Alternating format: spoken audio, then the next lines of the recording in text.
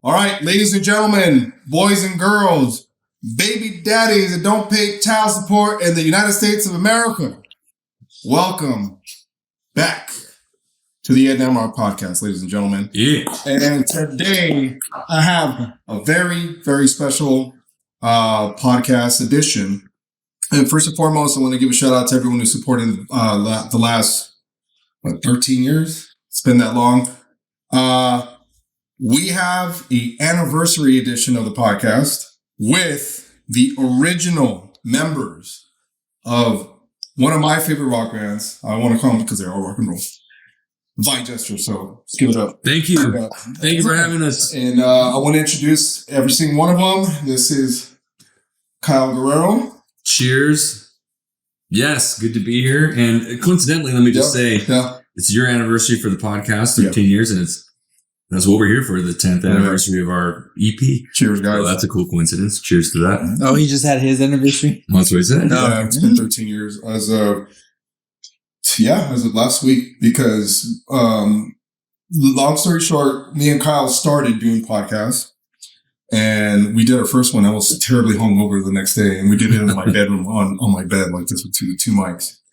I remember that, dude. Wow. Yeah. That's crazy. Yeah. Intimate. And Cliff Conway, drummer extraordinaire, who also has an amazing YouTube channel. It's what? Triple C? Is this my name, Cliff Just Conway? Cliff Conway. If you ever want to see some of the baddest drum covers online, I think he ranks up there, and he's, to my opinion, he's totally underrated as an influencer. That's so. Badass drums and amazing parody covers. Yeah. Best of both worlds. Incredible. And of course, Justin Lepisto, man. Thanks for coming on. This man, I'll just tell you something about Justin. When I first saw the band, me being a fan also, I could not get over, I mean, obviously I already knew the two, Cliff and Kyle, and Missy Nelman was their bassist. Justin just took it to a different level. Like, I've never seen a performer like that. You weren't just a bass player. You were a performer. And thanks, buddy. This guy did it with a fucking cigarette in his mouth, one-handed with a beer. That's true. And carried his own rig that was as tall as him. But thanks for coming on, man. Thank you. Thanks for having me, man. And thanks for having us. Hell yeah, man. Here, that's your place. Cheers. Cheers. We're in the jungles of Southeast Asia, ladies and gentlemen. And the reunion, Vie Jester reunion. So the reason for the podcast too was it July of like 2013? Is that correct? That's when we released it. Yeah. Yeah. 10 years ago, this I like to call it an album, but it's only 5 songs. Is it 5 songs, right? Well, the re-release is going to be 5 songs, but the original was just 3. It was just 3. We sat in your house. Yeah. So it is great.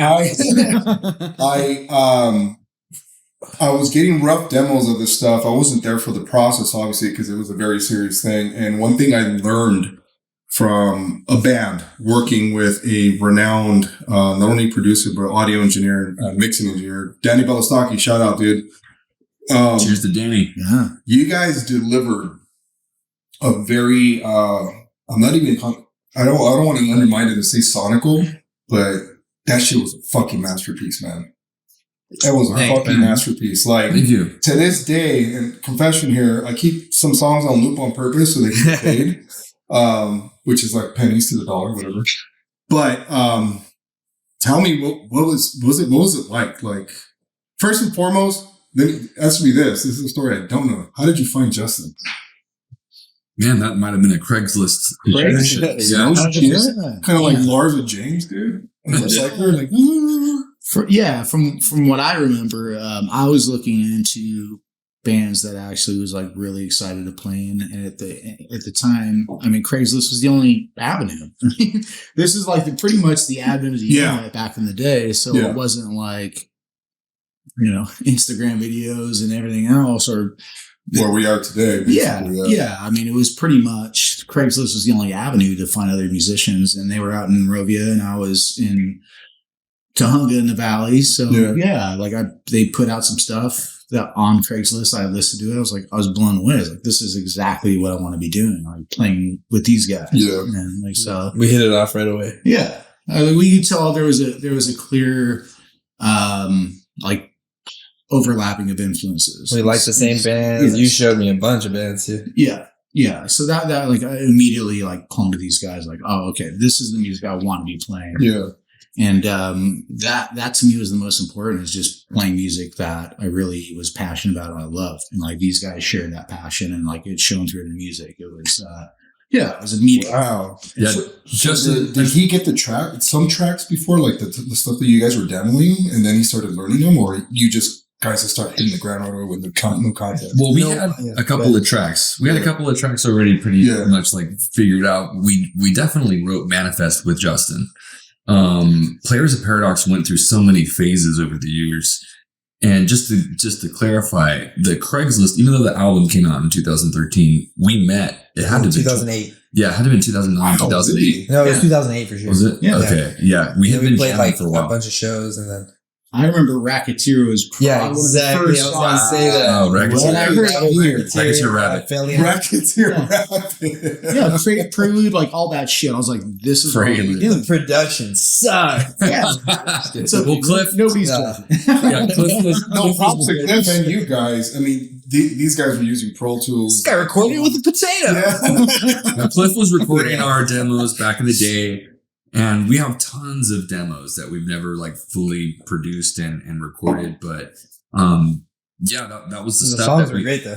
Yeah, they were good, and they needed that extra level of production and lyrical. That FK production wasn't cutting it. Oh man! Shout out to FK. Pablo Garcia, he had a local studio, and a lot of bands went down there to try to get their demos hashed out, and it was helpful, for sure it was helpful. But I think the one we gave him was I Did It. Pretty sure. Maybe it was right around the same time. Was this over at the dungeon? Yeah. Wow, that's what you call it. Man, that's a flashback. Cliff's recording studio we nicknamed the Dungeon. That's where we rehearsed in his basement, right? His parents' basement. Yeah. But anyway, I wanted to say that the recording process and the writing process with Justin was, just rehearsing, sharing riffs. Justin, as he was saying before, we shared a lot of interests in music, and Justin for sure has always been one of those listeners of music that is constantly looking for the next cool thing. He even just said a second ago, he was like, what's your favorite album this year? And I'm like, fuck, I haven't really been focusing on new albums.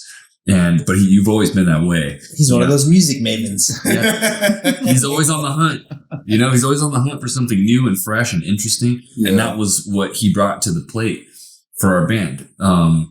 And anyway, so we worked on Manifest with him, which was definitely a collaborative effort. Paradox was more of kind of like a lot of riffs that we all threw together, and Justin was, helping us out with that to really come up with something cool for the chorus. And we wrote it in Silver Lake. Yeah. Or Echo Park, whatever. Humanity, how did that come across? Humanity was maybe something similar, like a handful of riffs that we had, and then I think it was the initial riff, just that initial. Yeah, Humanity was written first, right before the other ones.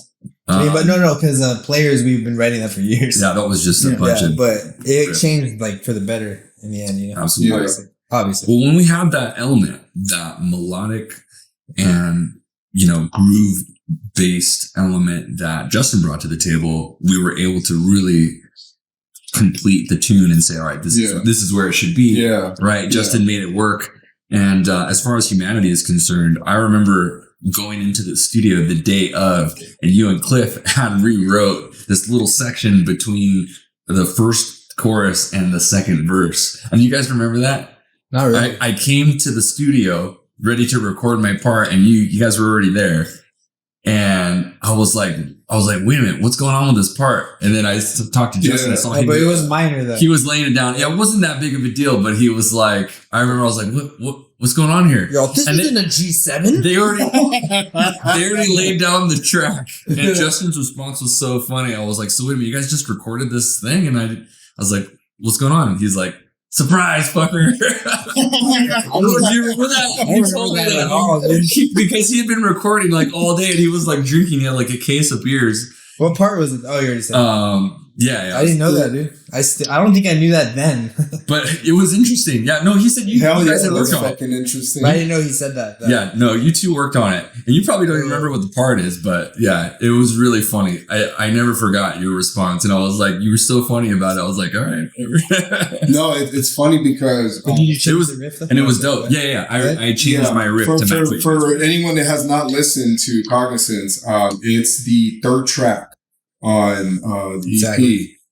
And it has like a combination of a Tool vibe with the intro. Breaking Benjamin. I don't know, man. It was like really, really like interesting, but Progressive, huh? the thing here's compliments to Justin too, man. Like the bass lines that you came up with. I mean, the overall production was like the three of you working together.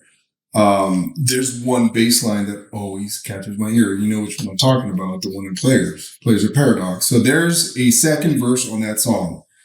Oh, yeah, when the bass changes. Yeah. And I'm like, the minute I heard that, I was like, damn, you got me with that one. Let me hear that again. So I would scrub it back. And it's like, because it's kind of like, it fills it out like a lot more. It goes right with the melody, and then the compliments it is the vocal line, obviously, but you're playing something different, and I'm just like, oh man, it's like the guitars stay the same, the bass and the drums change. Yeah, it becomes more melodic. But that was honestly, I'm not going to take full credit for that at all. I mean, that was a lot of that counterpoint was Kyle's idea. And he said, "Oh, let's try something outside of like, especially the outro is another example of that, where we're playing. I'm playing the and these guys are playing the one. So there's a lot of that. Oh yeah, that's true. That was kind of like that was all the stuff we hashed out when we were rehearsing. Yeah, we talked about those things, and you know, what happened was I knew that I wanted something to help to carry the harmony of the vocals. Yeah. Right? Because at that section in the second verse is a really cool harmony. And, you know, without getting too specific about the songs for people who maybe don't remember it, but that was just something that was cool about that particular piece of the song that Justin put his stamp on. But more importantly, the chorus, I think, is where you put your stamp on it. Because we had the idea of carrying, it's really just at the end of the day, it's a 4-chord progression. Yeah. Right. But that changes halfway through. But what made it really cool was all the walking patterns that you added to it. Yeah. Right. And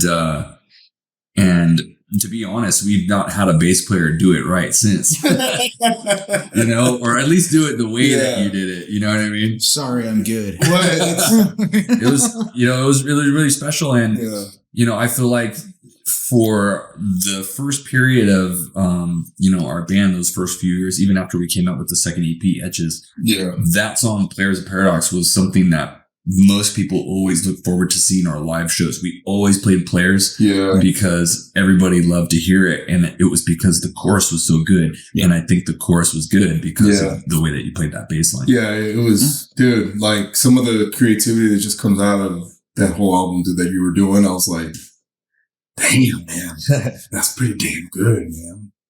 And I'm like, okay, here's for you guys watching and listening too. I got to know the band. Obviously, me and Kyle are related through marriage, but I got to know the band here. This is the band that I got to know. I didn't get to know any other version of the band. So this is the Vie Jester I originally knew. Yeah, and quite frankly, it's the one that I'm like, okay, dude, like I can't miss a show, man. I think I've seen you guys like the three of you like what? 20 times. 20 times. And then I had to work sound for you guys one time at that Pasadena bar. Oh, Old Town Pub? Yeah. Old Town Pub. It was like something. Oh, no, you're right. 92 East. North. Oh, yeah. Oh, 72 North. 72 North, yeah. That changed to a German bar. It was cool. Yeah. It's like a Steiner bar or whatever. Dude, you remember you recorded the original Humanity. Yes, that's when that was like within the first month I met you. We all started, and then they had this weird track called Indigo Rogue. Yeah, and I get their Pro Tools session, and they had like 10 plugins in one track. I think we started. I was like, wow, hey, why not? Like you recorded with us at my house on that. This is when I was like fresh out of like audio engineer school, dude. And me and shout out to my buddy Eder. What's up, Eder? We were looking for some type of like rep work, just kind of like to get our feet wet. And I'm like, dude, we need to go work with those guys. Yeah, and exactly. They're like, okay. And he asked me why. And I'm like, no, we just got to work with him. I go, dude, the drummer's badass. I go, my nephew Kyle is in the band. I'm like, what could go wrong? And dude, we got a crash course, man, because miking up his drum kit is a pain in the ass. Because once you mic, audio engineers, warning, if you get a very OCD drummer, set up and then let them do everything, because Clifford will move everything you just did. Like he's a lot, and I appreciate what he does because he's such a badass, but he adjusts everything like last minute, but it sounds fucking perfect and nothing ever falls. I don't think I've ever seen a kick drum move out of the way. No cymbals are falling. Yeah, they call me the Rain Man of drums. He's drum guitars, man. Definitely gonna move this cymbal. Yeah. But another track on the EP is another personal favorite of mine is Manifest. And at first, okay, you sent me a demo, a rough mix that Danny had done just to kind of critique it. But I was like, shit, I was more impressed with the fucking song. Then I'm like, I think this is done, dude. Like, I'm like, maybe do this. Remember 38 Degrees, your birthday party? Yeah. It's funny because I had that earlier that year, you guys were in the studio with Danny. Because my birthday fell in February. I think that was right after. No, my birthday's in February 2013. You guys were in the studio like around February, March. Of 2013. Yeah. No, I think it was Similar April. time, right? I think it was April. Similar time frames. And you guys already tracked it.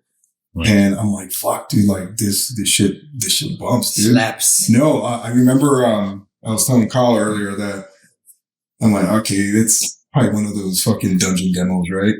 I play it back. He sent me a Dropbox link. I turned it up. The first thing I heard is like, I guess it's a swell from the cymbal, and then you and Clifford in sync with the transients of the bass and the kick drum, just and I was like, okay, this ain't no demo, dude. Well, and I couldn't understand what the fuck this guy was doing on guitar. And then I seen him play live, I'm like, that's out of my league, dude. I still don't know. No, he looks like, this guy is fucking you doing, man. I thought it was a riff you play with just your picking hand, but no, you use your, 4 fingers? He uses the elbow, he slaps it. Seven bass. I used the pick and I used my fingers for that intro. But yeah, we had a really good time writing and honing the timing of the stops for the introduction of that song. I remember we were just kind of like having a good time writing the main riff. Like when it becomes the full-fledged, everybody's jamming and we're into it, part of the section, I guess you would call it the hook. Well, like that riff, the main riff that you came up with, and then it's carrying on after Cliff's fill and roll into the verse. Yeah. And all I was like, oh shit. Yeah.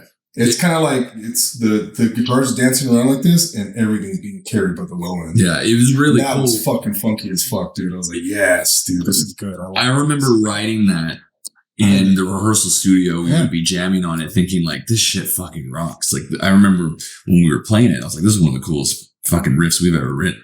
Yeah, and it just felt good. You know what I mean? You know, sometimes when you're jamming on something and it's already locked live. Right, that should be the ideal riff for anything. A lot of stuff these days is kind of like programmed or just written on the computer, and you're like, okay, it sounds good on the computer. Hopefully, it sounds good live, kind of thing. It should be the other way around. Right. So this was definitely something that was super organic, and then it was a fun process to kind of reverse it and say, let's create an introduction to the EP, with this song that chops up the main riff and builds it in little pieces, and that became the introduction. And Danny actually came to our rehearsal studio. We had a lockout, he came to the lockout that we had. Yeah. And he, when we were already set to work with him, he was like, okay, I want to, help you guys with pre-production. He came in and he gave us the idea to shorten our intro. We had it. It wasn't too much longer than it is on the recording, but he was like, okay, it needs to be a little shorter. So he helped us to kind of figure out how to chop that up. And then what you hear is, definitely a collaborative effort on that introduction and really that whole song. I would say it's probably one of the best opening tracks I've heard like in any album. And I'm not just, fanboying here, but you have to understand also, I'm mostly a musician too, but when you have peers or family members that play in a band and they're that fucking good and they deliver something just like you guys did, I'm just like, fuck it, dude, give me more. Give me more. What else you guys got? What else you guys got? But then I would see you guys live, and that was a whole different story, dude, because we fucked it all up. Because we were drunk. I'm joking. It was amazing. Like even to this day, like some of my friends that became fans, like Jonathan and all them, they're like, dude, like Jonathan and Justin, right? They were avid fans of you guys, right? And especially Justin, man. My bro Justin, what's up, Justin? He tried to learn all the songs on drums, but he's like, dude, how does he do this? I'm like, I don't know. And then I discovered, true story, STEM software. You know what STEM software is? It'll separate. It's kind of like stem cell research, right? Yeah. Let me inject you right here in the butt. Artificial insemination for muscle recovery. Remember Species? With Natasha. Love that movie. Yeah. What the STEM technology does now, it's AI that separates each instrument, isolated, right? Why can't they do that? It's fucking crazy. But I gave him his STEM without asking Danny for it because Danny has everything. Right. And it was perfect. And I'm like, that's how you play it. He goes, oh, dude, I can't do that. And I'm like, too bad, man. I go, now listen to the bass line. And you can clearly hear all of Justin's bass line in this software, dude. It's fucking crazy. Well, that's fucking some of the shit. Some of the shit. I don't want to hear it naked. On the Manifest verse, he does all kinds of shit. Yeah, that's true. You're just a lot of fills and stuff like that. And singing. He's carrying the whole verse. He's carrying it. Yeah, that's fucking gnarly. I mean, that has always been Justin's role on that album. If you listen to the whole thing, you're gonna find there are a lot of spots where the guitar feels like a layer, and this was really kind of the way that it was intended. The guitar is a layer on the top, and the bass and the drums are playing together in a way that even if you're really not listening to that specifically, because hopefully you're listening to the lyrics, it's moving you, right? It's carrying the song in a certain direction, and it's informing your body on where the groove's at. So that has always been the way that I wanted to write music for a band, because it being a trio, you have to utilize each instrument as best as you can. You've only got 3 instruments. Yeah. You got to do what Rage Against the Machine does. You got to do what Rush does. They all completely, maybe not completely, but they definitely have their own rules. Yeah.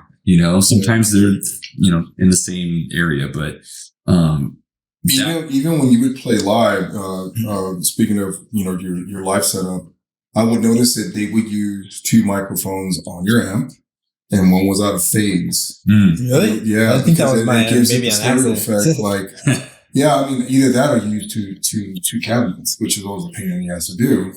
But that's why when you would hear Kyle live, like the Viper Room, Whiskey, whatever, it sounded in stereo. Like it was 2 guitar players playing. Really? But obviously one, I could tell right, I'm like, okay, one's out of phase. What they do is just put the polarity, whatever. And sorry, geek talk. So, but it sounded perfect. But it did sound, this is the freaky part, it did sound like there was a guitar player on stage. Well, that could be a handful of things. I mean, it could be some of the effects that I was using. I was a big fan of using... you still are. mild flange or a ring mod or like a feedbacker, which, the boss pedal that I was using at the time had a really cool feedback effect that essentially carried the original signal through and then duplicated a signal to make it sound like there was an amp that was feeding back. So yeah, there was a lot of cool tricks and stuff that we used for that first album. What effect did you use for the intro to Players of Paradox?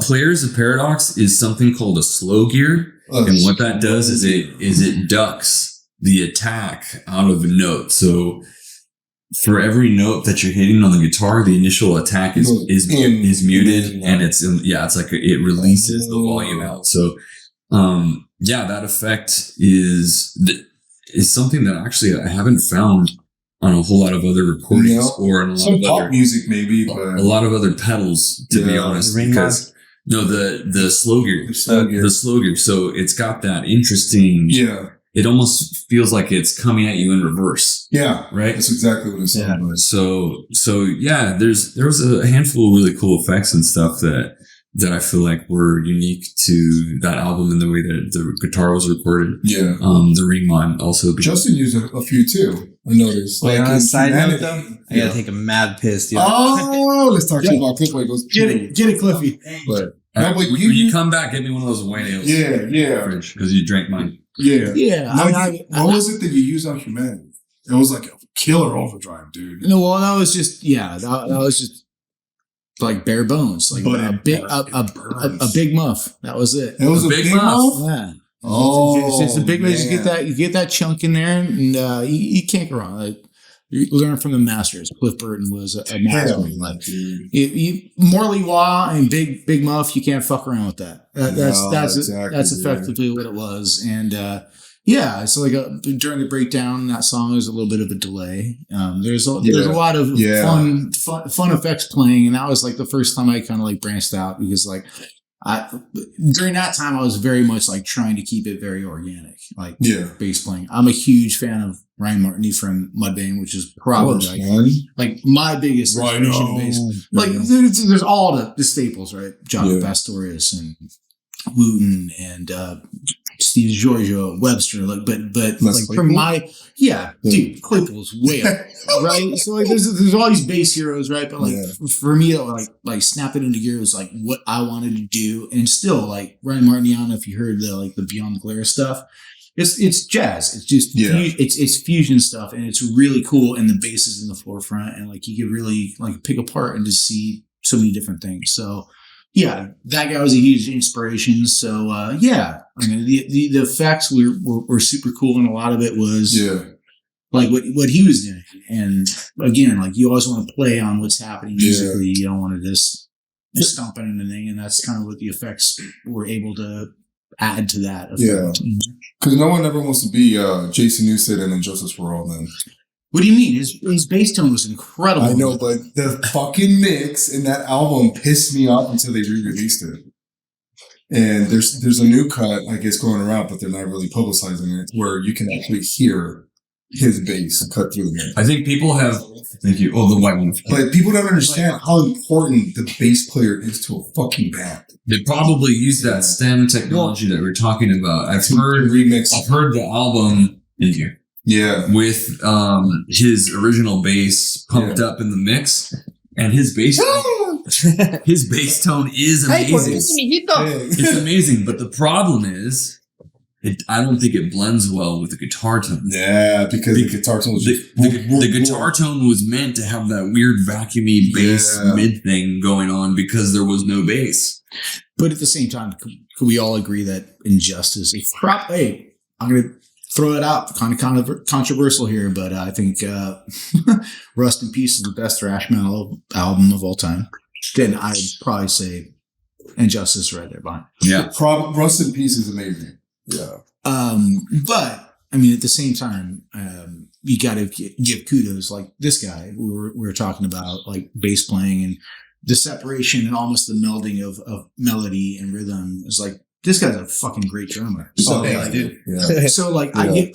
get a lot of that inspiration from like guys like, like Cynic, like Sean Reiner and Sean Malone, which is like, in my opinion, fucking one of the greatest rhythm sections of all time in metal. And like I had the pleasure of jamming with this guy, so it was easy. It was an easy transition, just like jam with these guys and hear what he's doing, and also hear the intricacies of what he's doing, and just kind of meld that. And that's what huge for a lot of young musicians. I know you guys will be watching this. It's big when you have a drum and bass combo like they had, because it makes it much easier for guitar players and singers just to kind of like, okay, I'm just going to place it here, here, here, and there. And then you just chop it up. That's it. But you guys know as well as I do, there's some bands that, oh my God, dude, their bass and drum combos suck. And that's why they keep going through different drummers. They keep going through different basses because they're trying to find that marrying. You're talking about like local bands. Yeah. It's like, and they make the same mistake over and over. And it's like, oh man, like you got it. Okay. First and foremost, in my opinion, drummer should always come first. Yeah, 100%. You don't have a problem with that. Yeah, Billy Corgan stated that, right? Like, Billy Corgan, that's how he just said, like, Smashing Pumpkins was born. He's like, Jimmy Chamberlain showed up. He's like, oh, I think we have a band here. That was it. Like, that was it. Jimmy Chamberlain is such a good drummer that, like, that pulls it off. My favorite drummer. Yeah, dude. He makes everything work, and it's not overplaying, it's not underplaying. It's just like playing for the song, and that's huge. It's so interesting because that's exactly what you guys did in Cognizant. You guys played for the fucking song. And that's why it's like, dude, yeah. And I think for people that have not heard Cognizance, I recommend you listen to it. Yeah, please go check it out. It's almost like the forgotten EP now. The new ones came out. Yeah, it's so long ago, but it hangs up there with anything that we've ever released. Yeah. And to be honest, I mean, if you look at it from the snapshot in time of where it came from, I think it might even be still to this day our best EP. Yeah. And that's kind of like the thing that happens with a lot of bands. You know, your first releases, your Guns N' Roses. Yeah, because it's the material. Spaghetti. I mean, and it's only 3 songs. It's only 3 songs, but it's Spaghetti Incident. Yeah. It's 15 horrible covers. How long is the EP? It's like 15 minutes. 16 minutes. Like that. Yeah. So it's only 3 songs, but it's like half of what other full length albums are. And I think we were pretty happy with where we were. And back to your point about these guys being an amazing rhythm section. I don't think at the time I appreciated them enough because of how much we were trying to write. And, back then I was kind of a little bit too controlling with like, oh, it's gotta be this way. It's gotta be that way. But I still appreciated you guys, of course, at the time. But there was one thing that happened that made me realize how good I had it having you guys as my backing band or rhythm section, if you will. And that was an older gentleman at the 72 North was watching us. He was a musician or an instructor, maybe at a university or some college or something. And he had, shout out to Enrique. No. He was an older black guy. I don't remember his name, but he had a fedora and he had like a coat and he was like looking super cool. I don't know if he had like a jazz background, but he had 2 younger girls with him. So specific. So, well, I just remember because after what he said, he stuck out in my mind. Low-key pimp. And then I also subsequently ran into him at some other event. But anyway. Oh, really? So he was talking to me after we performed our set and he was singing our praises. Okay, but specifically he was singing your praises because he was like, man, you guys are great. He's like, you're an amazing singer. He's like, but you got something special with that rhythm band. He's like, singers like you, he's like, you got something, but what other good guitar players and singers like you don't have is an amazing rhythm section. He's like, that's special. So I remember that stuck with me and I was like, man, that's cool. I appreciate that. Yeah. So, and then, like I said, subsequently, I actually saw him at another gig. He recognized me. I didn't know him. He was like, oh man, how you doing? How many years later? Whole nother story. A couple of years. Oh, okay. Yeah. Pretty funny. To this day, I talk to him daily.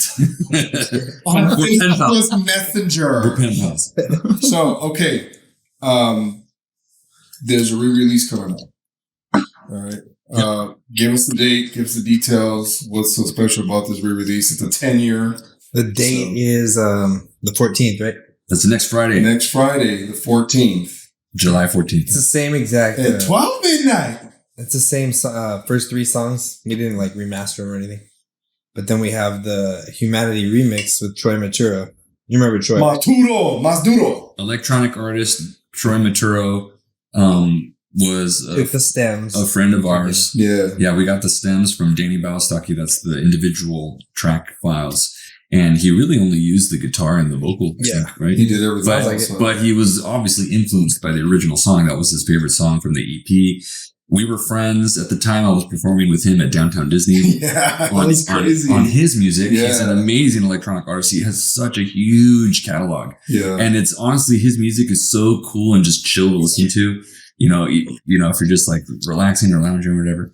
He's an amazing artist. Yeah, and anyway, he had the idea to remix it, and we're like, fuck yeah, man, let's see what you can do. And he created this killer remix. And it was kind of like, for a little while, it was like kind of bits and pieces, and he's a super busy guy with a family.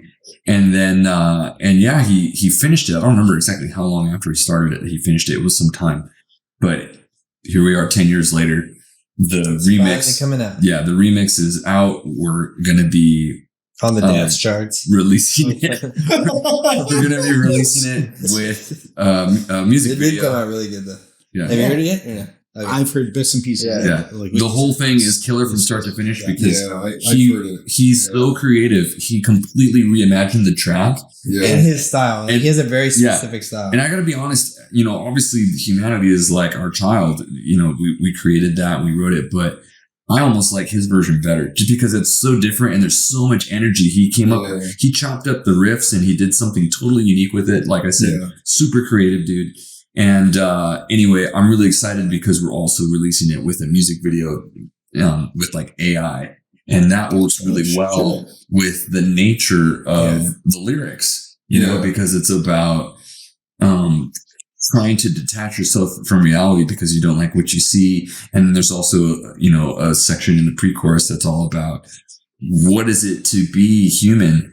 Is it all about getting ahead in life and greed and self-interest at the, sacrifice of your fellow man?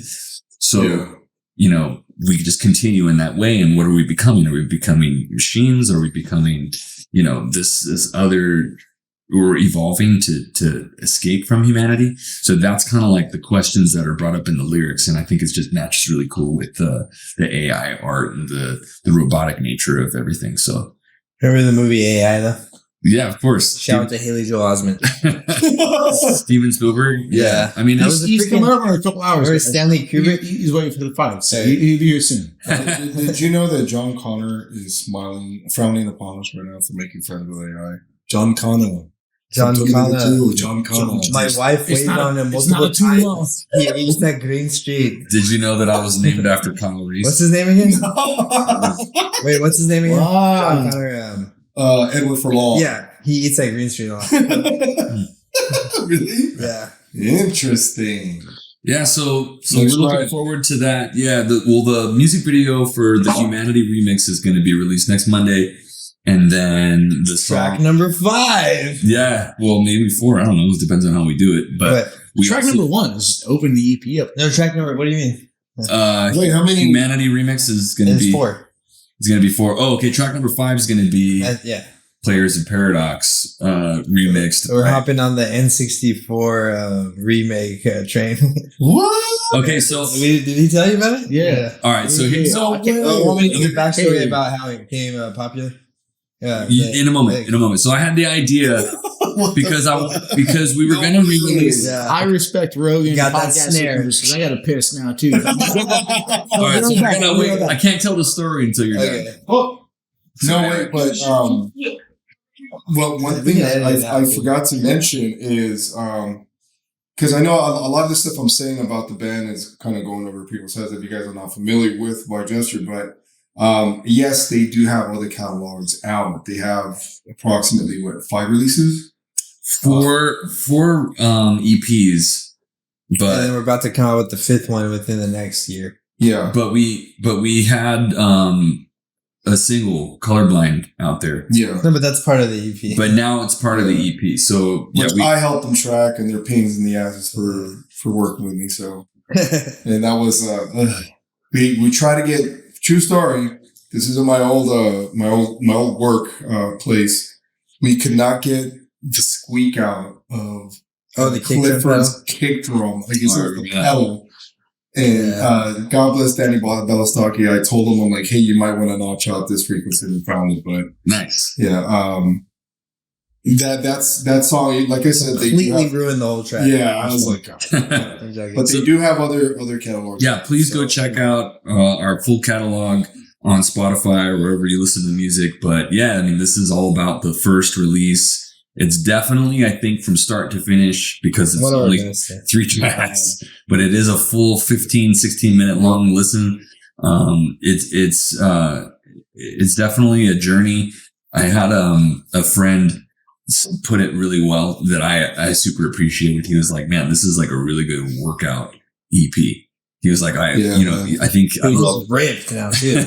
He's ripped. I don't know if it was a treadmill listen for him or what, but he put it that way, and I was like, you know what? Yeah, man, this is actually I can see that. You know, there's no because it's so short.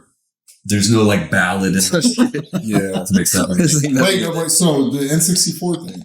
Okay. All right, so let's tell that story. So, and this is not nothing huge. It's just a silly it's version. more of a joke. Yeah, it's a silly version. Fun. It's a silly version of the track that we wanted to recreate. I told Cliff, I was like, well, first of all, Cliff told me, he was like, do you realize that it's been 10 years since we released Cognizance? Yeah. And I was like, holy shit, man, we got to do something. Wait, should we tell him about the distributor? In a minute. Yeah. So he told me that, and I was like, we got to do something special, just because that's big. I mean, Cliff and I have been jamming forever, but Vie Jester is like our special baby now, because we've been working on that consistently with the specific idea for that band. And 10 years is a long time, even though technically speaking, apparently we've been jamming with Justin since 2008. So but we didn't have anything professional, right? So I mean, that was a big deal for us to get into the studio. That was our first time, it was recording. A huge professionally recording and being like, "Yo, we're paying for this. We got a specific amount of days. We can't fuck this up. Get in there, be serious." Yeah. So anyway, to commemorate that, I was like, "All right, we gotta, get Troy's remix out there." I knew Troy had it somewhere buried. He dug it up and we got that ready. And I was like, okay, well, we're going to release the album with only one extra thing. I was like, let's do something for players. I even wanted to try to get a live version of Manifest, but the time was winding down. So I told Cliff, I was like, nothing was that great either. Right. We didn't have any really good live recordings of Manifest. And let's play it live right now.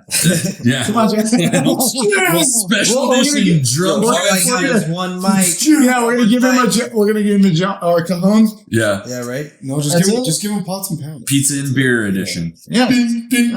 So anyway, I told Cliff, I was like, hey man, I think it would be really easy and cool and funny if we did an 8-bit version of Players, because I love the fucking Tool 8-bit thing. It's so funny. NES style. Yeah. Sega style. It's super fun, but then Cliff was like, man, that's kind of old. No, yeah, because like 8-bit chiptune, it was like really popular like 10 years ago. Yeah, it had a resurgence. Yeah. Exactly. So all those things came out was, like Cliff said, maybe 10 years ago. He was like, well, what's happening right now? Yeah, in the last year, so many people did the N64. I've seen that. Yeah. The first one I saw was the Radiohead and Rainbows. Yes. And it got like millions of plays. Yeah. Like they download the sound font from Mario 64. Right. Yeah. And just apply. Yeah. So I'm like, they do the whole album. I'm like, how do these people have time for this? But I mean, if it gets like 5 million views, it's worth it. So that's what we're doing for. But like this Paradox. has to take. It's gonna like for the full albums of these bands, it has to take like 200 hours. Oh, dude, it's what I'm saying. Yeah. Should take some time, but and there's a bunch.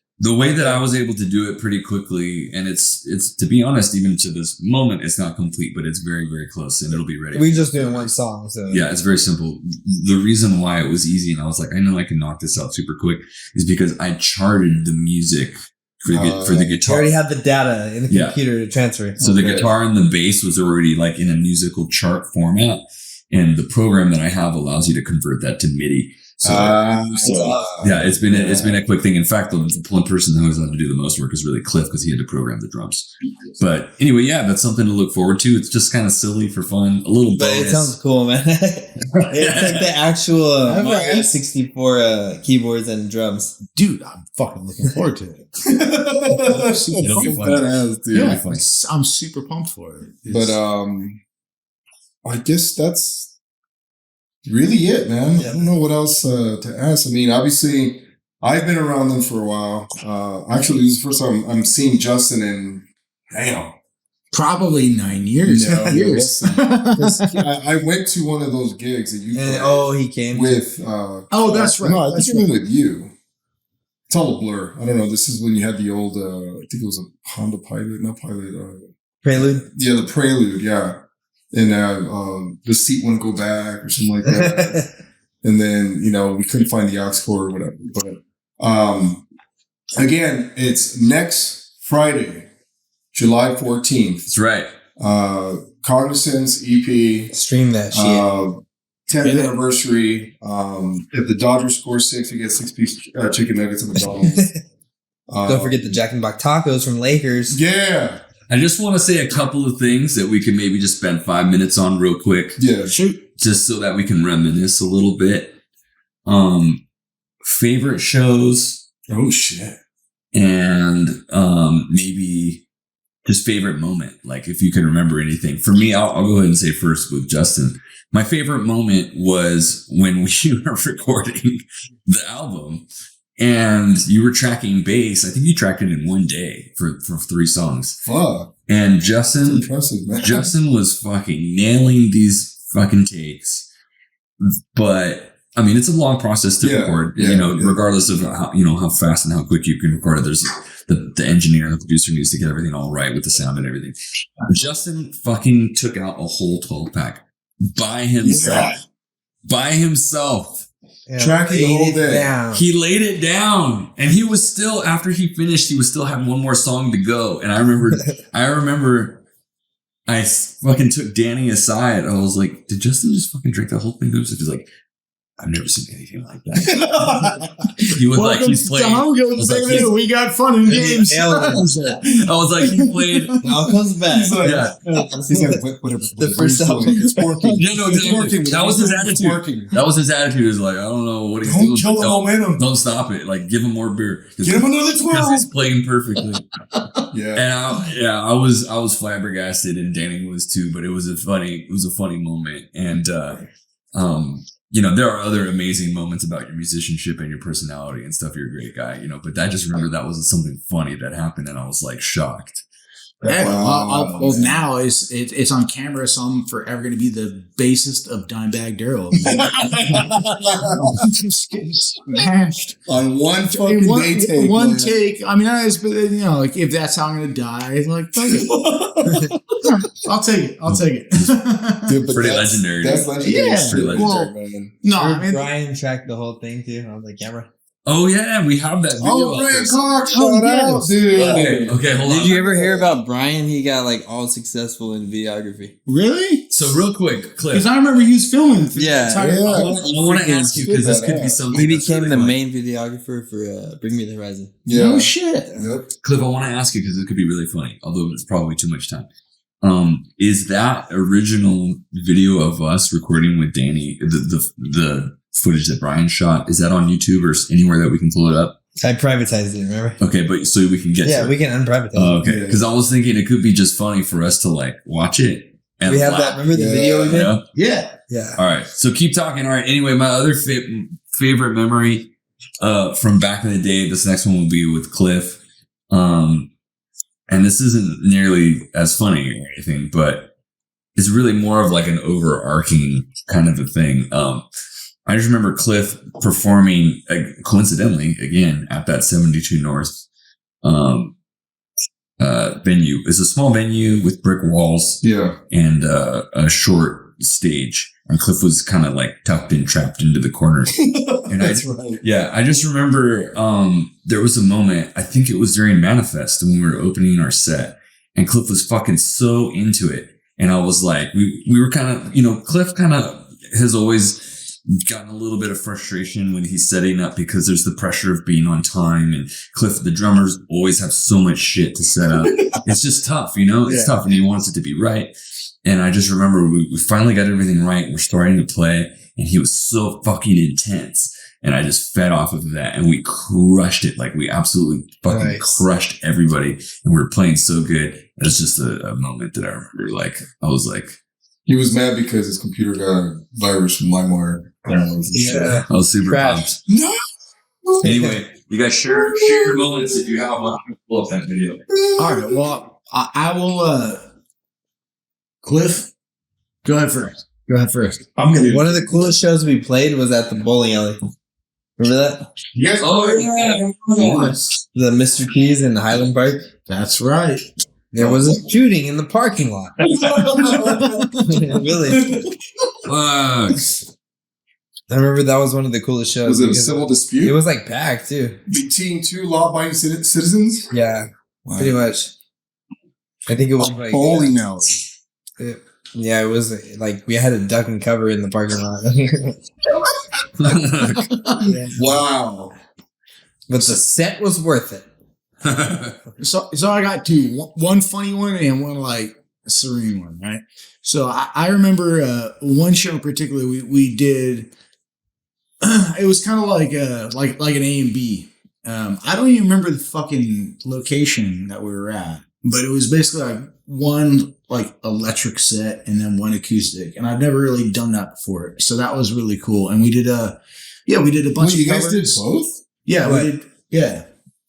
No shit. Remember that set, guys? I don't even remember where it was. I think it was in like probably somewhere hood, probably like South Pass or something. But yeah, we did like an electric set and then we did an acoustic set. We did a bunch of covers and played a lot of house. Oh yeah, and that was really cool. So that's one big memory outside of like the whiskey, and that was also a really like top end memory. Those fucking whiskey shows are amazing, dude. Yeah, and then the other one was like on the funny note, way back when we were first starting out, just like playing gigs like consecutively. We got like booked for a Battle of the Bands. Oh yeah. In like OC. Yeah. So the first band shows up and it's like a reggae band.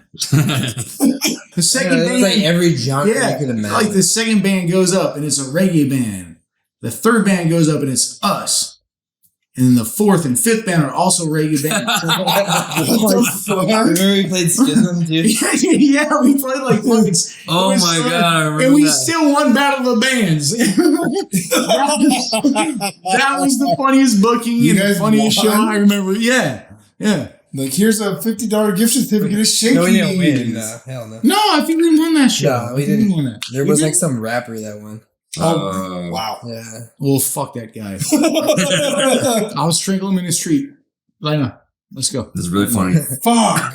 Another cool memory that I have was when we were, because I just thought it's because you mentioned the Schism Tool cover that we used to do. We played that at the Battle of the Bands. What was the place that we rehearsed that song where we had a line of people waiting out of the door when we finished the track? You remember that? That was also the Echo Park in Glendale. Okay. Like, what was the name of that band? You remember? No, Bedrock? No, that's not where we had the lock. No, I don't think so. Bedrock is... It might have been that one in downtown LA. Yeah. No, I think it was like Glendale or something. Yeah, that was like last...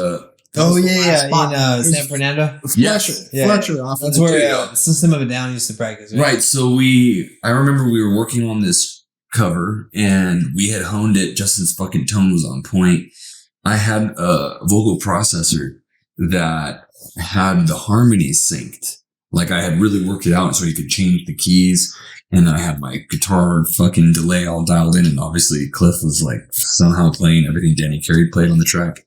And we fucking nailed that shit. I remember this one time. And I try to boast, we didn't always play it amazingly. But this one time in the rehearsal spot, we fucking nailed it. What? And we were all pumped. I remember after it. And then somebody's knocking on the door. We just finished the last note, right? We just finished the last note and then there's just dead silence and we're stoked. And somebody's like, and we open the door and there's like, I don't know, 10 dudes in the rehearsal spot. And they're just like, whoa, you guys fucking killed it. No fucking shit, dude. There were just other musicians just waiting politely outside of the door. Like, they could have probably like, they could have came in. They're going, Yeah.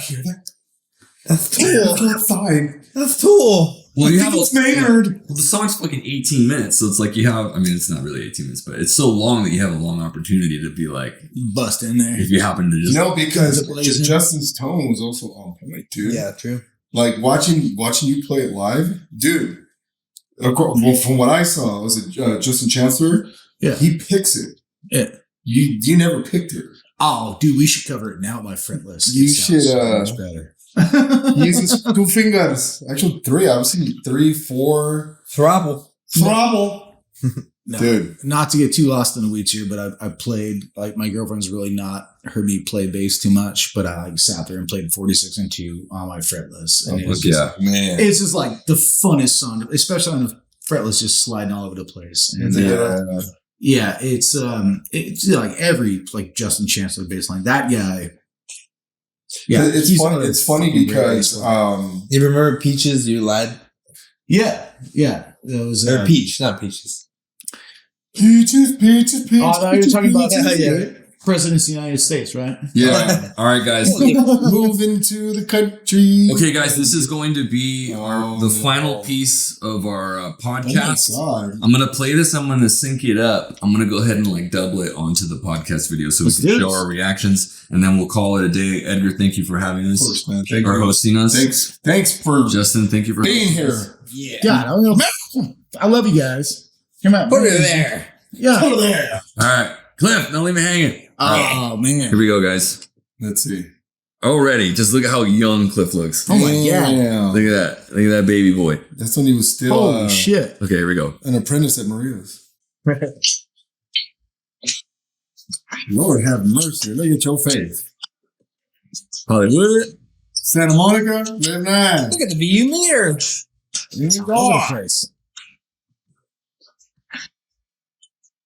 Give a shout out to Danny, many Wait, hold on. pounds ago. I told you a million times. I just related to him, you know, instantly connected. Remember? what are you talking about? About Danny starting the video for a long ass time. That he probably shouldn't have been the person to start it. Yeah. But it's all good. I said many pounds. He's eloquent. Okay, I'm making some kind of weird the face. authority now. All right, here we go. But we'll just disregard this and keep moving forward. Look at so this is me working on lyrics right here, and this is Justin, you know, Practicing for tracking. working on his riffs, and then Zeus. Shout out to Zeus. This guy's down here.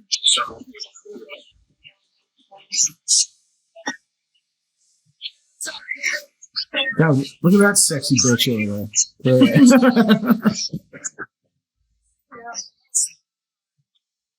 Listening now, it's really watered down. Nice. OPEC script. We're trying to do that sound. They're fresh. Oh my God. We're like children. Bro, look at my hair. So funny. We're trying to bring something different. Look at the concentration. Approach and put just that weird above. If our stuff sounds like another band, and we're not satisfied with it, we're always trying to find a way where we can be original because it's such a key factor to the band. It's really hard for a lot of creative people to break the barrier of what mainstream media deems acceptable. Let's talk about that. That mustache. This thing look like the Subway guy.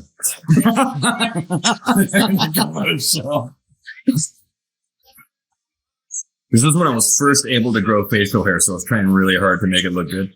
Dude, I'm 39. I still can't get facial hair. You know, the studio magic. But Danny can. Look at that motherfucker. It was as simple as killer drum, killer bass player, back guitarist, and a fantastic singer. They all got together. Yeah, it's like somebody in That's what he Four people. That's what he was using this in 7 on his vocals too.